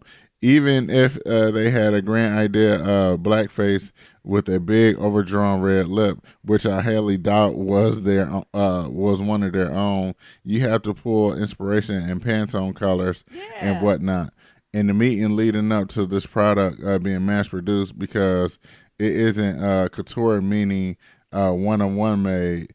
Not one person said, "Hey, this doesn't look right." Yeah, not one. Not a single person. Yeah. Their European privilege bubble may exist to some extent, but it's at their damn fault. You decline to hire U.S. To be a part of your company and help build the true blend of diversity and exclusion of artistic and business point of views, and then run to the U.S. when the shit hits the fan. Run to us when shit hits the fan, and it starts with the heads of office, interns, assistants, category managers, and others before hitting the streets, because it all takes one. Maybe this is racist, George. Yeah, that's what I'm saying. Before you release one more racial insensitive design into the world. That's what I said. I wasn't falling for it. There's too many levels to it. So she pulled out all the receipts. She says, more bull. So Michael Kors, Afrilux ad spot in 2012. Head nod to Africa. However, there is only one black man in the ad. And from the looks of it, he is a safari guy of some sorts. Jesus. What? Jesus. The fuck is that? I ain't a fan of Michael Kors, but yeah. I ain't a fan of nobody, and I don't know. Disco Africa 2013, wherein many celebs with Stefano Gabbana being among them showed up to a Hollywood costume party in pure ass blackface. What the fuck? Yep. And it goes on. And Marc Jacobs in 2016 New York Fashion Week show, models wore faux locks. None of them was African or African descent. Jesus. And then H&M, Little Black Boy wearing the The coolest monkey in the jungle. Last year. Dolce and Gabbana ad spot in November 2018 where a Chinese model struggles to eat pizza with chopsticks. Jesus. What lead up to the Shanghai show to be canceled? Yep. Prada with the blackface and racist bag charms. Jesus. And then she says some black designers to note. So Tracy Reese, William Opu by Sisters Darlene. OKPO. Okupo? I don't know. No, help us, Lord. Stella Jean. Public School by Maxwell Osborne. Oliver Benjamin. Roosting is the head designer. Laquan Balmain, Smith. yeah. Oh, yeah, Balmain, yeah. Am I saying that right? Yeah, We're going to list Balmain. some of these things. Thank you so much. And she said, I'm sorry, this is yours now. Yeah, also want to note that I will be writing more because I can't keep talking to the radio with no response. No, thank you. Thank you. And we're going to put out those black designers just to share with folks, too, so they know. Because I think that's the mood I'm about to be in. I'd rather just seek out black designers, right? Because even if you think about the black designers in the most couture, they're still not charging as much as Gucci, Fendi, Prada. Right. The next email is from Juliana. Hey, girl. It says, just letting you know you're thought of. What's the next one there? It's from blacklovematters.com. Yeah. Read that as I get my phone ready for these voicemails. Yeah. It's from Toya, and the subject is from episode 225, The Real Green Book. It says, message, what up, Nyambis, Nirma Mabel? I'm catching up on the show. Few child life has been crazy. Anywho, I think after 30, we definitely can still pull a hoodie off. However, I will say that Nyambi is correct when we need to be buying quality. I'm listening as I respond, so I might have several more converts. Sincerely, you're a chocolate snow bunny. I told you, yeah, you can wear a hoodie. I said, you got to get a high quality hoodie. Yeah, you can't buy no Walmart hoodie no more. We've outgrown that. That's what you just stay in the house with. I need to hit up Sister at the Fashion Major. As I get into my you clothing line and things of that sort. You do want to do some clothing for king size. For it's not king size. It's called men of size. What? They keep changing it. I like king size. Reminds me of candy. Your obesity is showing, baby. Like king size. It reminds you of candy. It do. All right, first voicemail. Hello. Hey, Miriam and Naomi. This is Tanaja. I called the other week about the Erica Badu situation. Yeah. And now I want to talk about desegregation or segregation. Yeah. Hope everything is going peaceful and blessed in our life. But let's just talk about this. I think I get the point, like, that black people were making, like, now you're going to see me, like, y'all not going to have me working and doing all this stuff, and then just to tell me that I can't eat here or I can't read a book here and stuff like that. But at the same time, now it's like, I feel like black people are the only people who have to be super inclusive, right? Like, we have to, every time black people get their hands on something or we get a hold of something or we create something new for just ourselves, it's always somebody else like, well, why can't we be a part of it? And this is not fair. And it's like, wow, why can't specifically black people have at least one thing that is only for them, that is sacred to them? Like, even across nationalities, cultures, and races, like, you have everybody else who don't mind, like, if we just gonna we're gonna get into the oil and gas, or we're gonna work for these ex-sons or on these ex-sons, as far as like the Indians or the Pakistanians do when they come to America. Asian or the Asian culture, they will migrate to our neighborhoods to sell stuff that is specifically for black people, and then don't want to service black people. Give black people a hard time in these beauty supplies and in these nail shops and stuff like that. She sent another one. Let's see where it's at. Okay, it hung up, but me again. So, but yeah, like white people with their never-ending exclusion of the black race, like when are we gonna have something for us? That's all I'm saying. Was segregation? I get the point of desegregation, but I don't know if in this time it's beneficial because now we have to, we feel made to be a part of things that or make people a part of things that just don't necessarily have anything to do with anybody but black people. But it's this, I guess, this after guilt or something like that. Maybe it's the guilt of feeling like we need to be so a part of everything else that now we just letting everybody just come in and fight off all the things that we've created for ourselves. I don't know, but I don't know. That's just my thought. I feel like I can't say it was 100% the best idea moving forward. But anyway, I hope y'all have a good day and hope this reaches you well. Yeah, that's it. Bye. Thank you. Yeah, thank you. You guys definitely has some good points there. I want our own shit, but the thing is how this country is set up. Once we get our own shit, they take it away from our ass anyway. Yep. Mm-hmm. But no, that don't mean we don't keep fighting for more. Thank you for sharing, sis. Yeah. Keep them coming. We got another one? Yeah, we got 10 of them. 10? Hi, Miriam and Nyandi. This is Kathy Tappy, your Midwest Sam.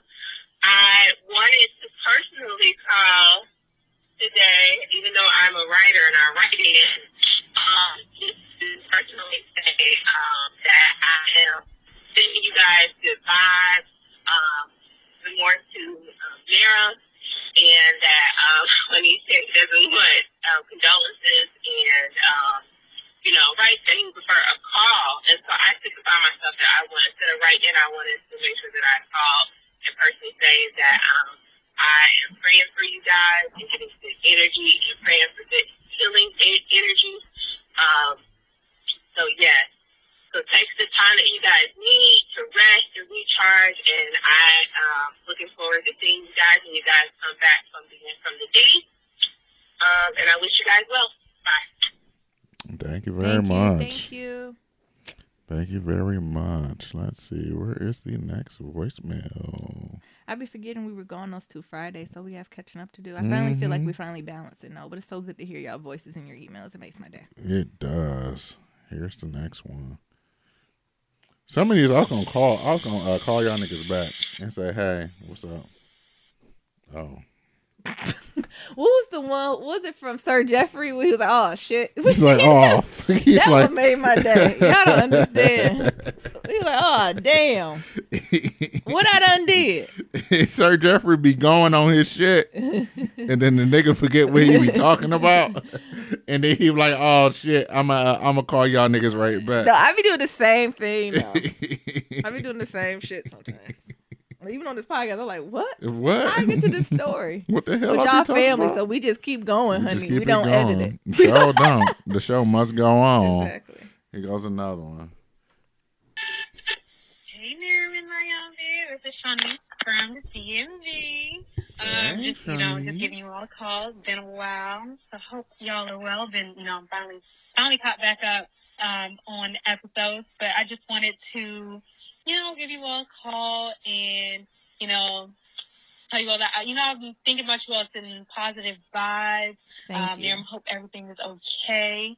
Definitely been missing you all last week and this week, but, do what you need to, catch up on your self-care and things of that nature. Take care of yourself. So, I'll be waiting very patiently for you out, because you all need to prioritize yourself. So definitely understand. And again, hope all is well. And also glad you all didn't give Mabel away. I really love the pictures. All right, bye. I think Mabel here is here to stay. Mabel, yeah, she ain't going nowhere. We be having our moments though, cause she be trying us. Mm-hmm. But nah, she ain't going nowhere. I still can't believe, knock on wood, she ain't had no accidents yet. Not one. Not a And single how long one. we done had her? 3 months. Mm-hmm. She don't use the bathroom, and she'll hold it. She'll hold the shit out of it. I guess she's saying, like, our trainer was like, oh, she think all this hers. She said, I ain't about to piss on my shit. Y'all confused. You old nasty niggas. She probably old nasty humans. They keep going in that one place. You're right. I don't see them cleaning nothing. You're right. Meanwhile, I'm always outside. Hey there, Nambi. This is Shani again. I just leave another voicemail message on the last day of Black History Month.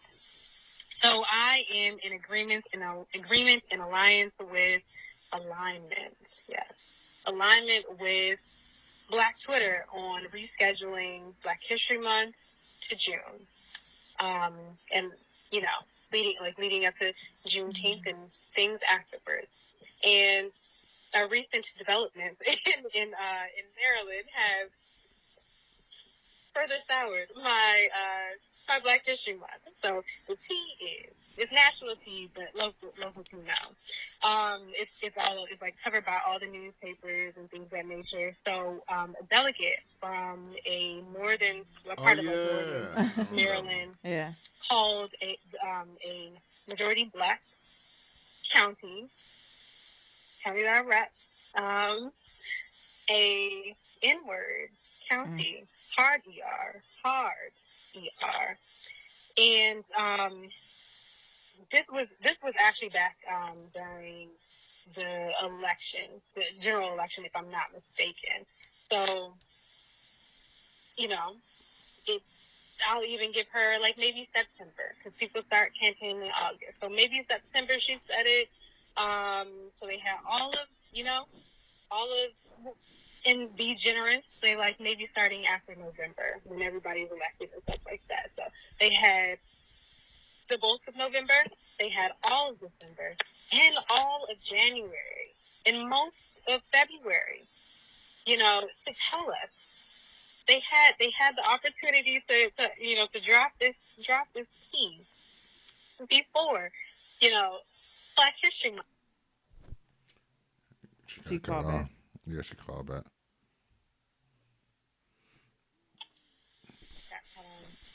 So this is Chinese again.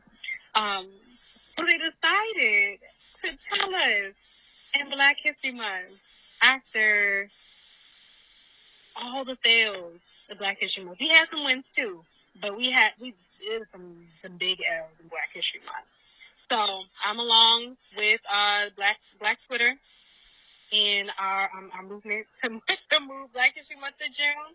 So I'm gonna either find me a grill, find me a house to have my Juneteenth cookout. Might have to make some plans to go see like all the Black museums, and so you can travel. It's the summer. Well, you can travel whenever, but it's the summertime, so more acceptable to travel. So some of the other places to go see their Black museums. So I'm gonna chart it out. I'm gonna plan it out, and really have like a very solid June, because this ain't it. It anyways. And y'all peace and blessings. All right, bye. It has been a rough ass Black History Month. Yeah, it is. I'm right with you. I'm rolling with you. Very freaking. Thank y'all for sharing. I always love to hear stories. So. Let's see. We got another one. Okay. Keep them rolling. Keep them rolling. Hey, Niram. This is Red Baron calling, hoping that everything is going okay with you. That with your father's passing, that I'm hoping that you are able to get some closure, hopefully some resolution and some peace with that, because it's not easy having anybody in your family close to them or not pass. And even with everything that's said and done, you're here, you exist, and you have done absolutely amazing things in your life. And I'm blessed to know that you exist. I'm blessed to to hear your podcast and hear all the many wonderful things that you and Nyambi and Mabel are doing. I love how Mabel doing things. You're just an absolutely amazing person, Niram, and I hope that with nothing else that you continue your life with some peace, with some smiles, and that you can continue on being a great and amazing person that you've shown us to be through 200 plus episodes.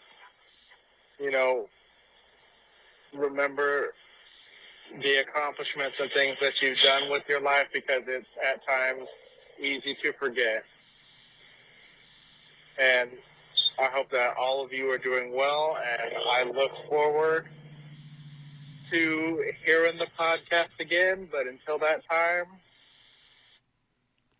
Oh, got him on. Niram was waiting. He was hanging on. Yeah, what else you got? He ain't even called back. Damn it. I don't know what you said, but thank you, Red Baron, for the kind words, man. Definitely need those. Mm-hmm. Let's see here. You know what? I should screen these calls. I don't know. Yeah, you should have. Thank you, Niram. I don't screen shit. I wanted to be fresh. Okay. Yeah, because when y'all hear it, we hearing it. Yeah, like this person who just hung up. Let's see here. We almost just about done. Let's see. Nope. Come on, Niram. I hold on. All Don't right. be All right. rushing me. Talk God to the forbid. talk to the kind folks. Me and Mabel done. You and Mabel done. What y'all niggas do? We done said our piece. Oh. We done extroverted all we could. Oh, okay. hi, my name is Yar, and I just want to give a shout out to you, two very impressive young couple. I just started listening to your podcast probably about 3 weeks ago, and I love learning from the younger generation. I'm 62 years old, and I am enjoying what you guys have to say. I appreciate your knowledge. Thank And you. I also wanted to ask you guys, have either one of you, especially the young brother, have you been to Africa? To who? Africa. The year of return, Mother and given what I hear the young brother talk about it, forgive me for not saying your name, but Yeah, it's okay. I don't want to mispronounce it. It's okay. We do it all the time. I know that he would enjoy a trip to Africa if you guys haven't been yet. This is the year of return for the Africans who want to travel to Ghana. Keep up the good work. That's a good point. Again, I'm learning from y'all. I love the comedy. I love the energy. And I want to send my condolences to Nero. Oh yeah, she our people. I'm sorry if I mispronounced it. It's okay, sis. We family. And welcome what the ancestors are asking you to do in regards to your father. Come on. Ooh, she preaching. I love it. I feel like she just threw the phone in her purse. Thank you, sis. No, we appreciate. Listen, like you say, you learned it from us. Please let me know. Like I said, I'm just telling you how I feel, how the Lord direct me, and how I'm feeling that moment. If we ever out of order, we always open up to the community to correct me. Especially me. I'm extremely on. I like what sis said, she's the most stubborn child of God. She the most stubborn. I'm on a crooked path. And Bree and Juliana, we going to Iyanla. Like we have a whole list of things we have to cover that we have to heal from.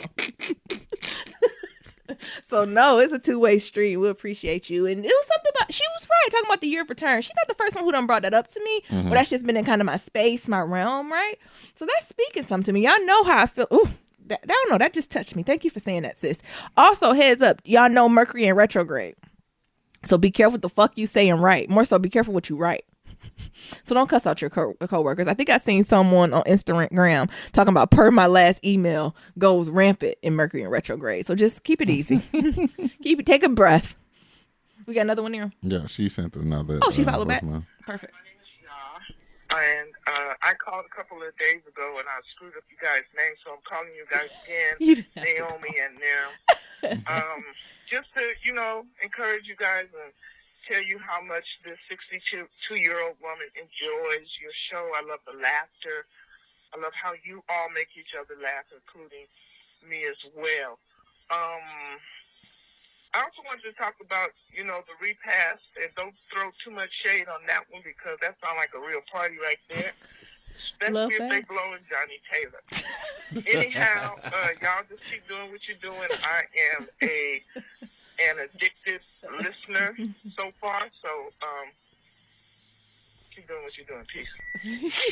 they was blowing Johnny Taylor. Let's take a love bath, baby. Y'all done added Smokey Robinson love bath to y'all playlist.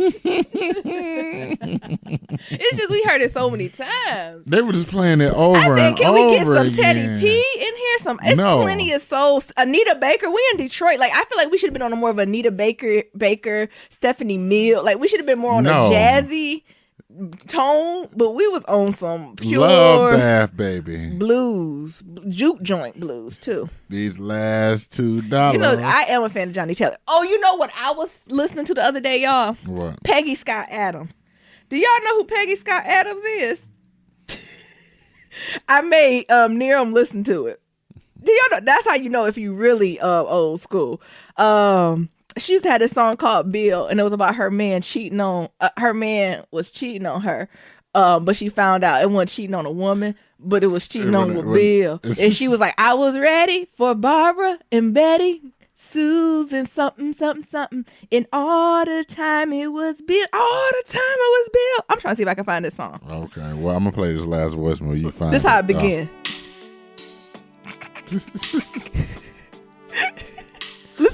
I was ready. Shout out to y'all who know Peggy Scott Adams. Oh, homophobic self. Listen, her estate ain't coming after me. Ooh, I love songs that give you instructions. Turn up your radio. Come on. It's like a diary entry. I want to fast. See? She tell the whole story. Okay. One more, Peggy. And then what, ma'am? Yeah. Where was he? Uh-huh. What you see? She about to spill the tea. He was in Bill's arms, breathing hard, and French kissing. This is my favorite part. I was ready. She was ready for marriage. Okay, finish it up. Who's you ready?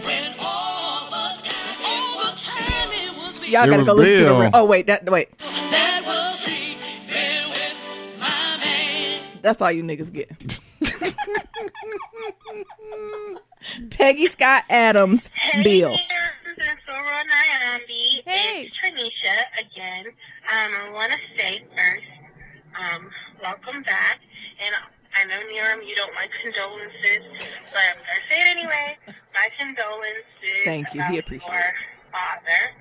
Regardless of the type of relationship you had with him, it can be really difficult losing someone. And dealing with their passing. My condolences. I listened to the funeral, and your dad's funeral actually sounds like 80% of all of my family's funerals. Except there isn't a repast 80%. After the repast because they're popping bottles and sparking up at the damn cemetery. So I understand the fuckery that goes on at Black funerals. But that was hilarious to listen to. Also, about Future and his fat shaming. That is just ridiculous.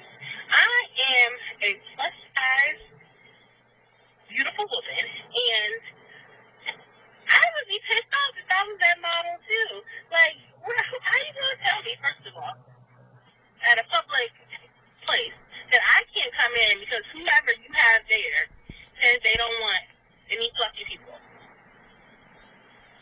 I'd be pissed off. And I would have that club shut down, regardless if it was the club owner, the promoter, or Future. Y'all all getting in trouble for it. So I'm glad she had receipts. I am glad she went to his DMs, and I'm glad he said the foolishness he said, because even though he didn't confirm or deny that he said it, he didn't deny it. So, but he's been canceled, so whatever. And Miami. She came back. Let's see. You know, she'd be good and good. Don't blame us. Blame the voicemail on Skype. Hey guys, it's Trinisha again. The clubs in Miami are not that small. I mean, you can fit a good 100, 120 people in there, and half of them can be plus size, and everyone can still be comfortable for club standards. Thank you. So it's not because of the size of the club. He was just being ridiculous. And in this day and age, how dare you? How dare you even make a request like that? But we should be going around saying, okay, well, you can't take me on a date unless you can complete full sentences. You can't talk to me or ask for my phone number unless you've read James Baldwin. Like, because a lot of people will be disqualified, right? Right. What else? Naomi, I'm so happy you're still going to the therapist. I'm a therapist, so please, everybody go. I understand the difficulty as a clinician and as a client, how difficult it can be to find someone you mesh well with, because you're really talking to them about your innermost, deepest thoughts. Mm-hmm. So I'm glad that you're able to find one. Stick with her. You already know building that therapeutic alliance is tough. Yeah. The first couple of weeks can be a little difficult, can be rough. You can question whether the therapist even knows what they're talking about. Mm-hmm. But after you get through that, you can really find benefit in it. And I think this new therapist you have is really going to challenge you. Yeah. So I'm so glad you're still going. Stick it out. You'll do fine. What else? Hi, Mabel. She poked her head up. She was like, "Who here for me? Who said my name?" That's all from there. That is all of them. Perfect. We are all caught up. Thank y'all for hanging with us for the last couple of weeks as we've been going through the transition, but we are back and ready, and we're just so happy to continue to engage with y'all. Yeah. Close us out, Nerums. Yeah, so as always, to submit your Black Love story, go to blacklovematters.com. To submit a question for Kitchen Table Talk, shoot us an email at blacklovematters@gmail.com. And to leave a question or comment about anything we talked about, head on over to that website or that voicemail, and that's at 508-784-1111. That's 508-784-1111. Talk to y'all later. Remember, love is ever evolving. Peace. Peace.